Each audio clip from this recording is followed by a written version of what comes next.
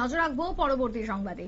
এবার সাবরুমের দিকে তাকাবো, যেখানে সাবরুমের গর্জন বৃক্ষের তলায় প্রথমবার শ্যামা পুজোর আয়োজন। এবং সাবরুম বাসস্ট্যান্ড থেকে মাত্র 50 মিটার পশ্চিমে অবস্থিত বহু বছর পুরনো একটি গর্জন বৃক্ষ, যার যার মধ্যে মানুষের বিশ্বাস, মানুষের আস্থার প্রতীক হয়ে উঠছে ধীরে ধীরে। এবং কথিত আছে কোনো এক সময় এই গাছটি কাটার চেষ্টা করা হয়েছিল এবং তখন গাছটি থেকে রক্তপাত হয়েছিল। তারপর থেকে এই গাছ নিয়ে স্থানীয়দের লোককথা রয়ে গেছে একাধিক। তবে এবার সেই গাছের নিচেই শ্যামা পুজোর আয়োজন করা হলো। সাবরুম থেকে কি বক্তব্য শুনুন। আমি সুকান্ত চৌধুরী।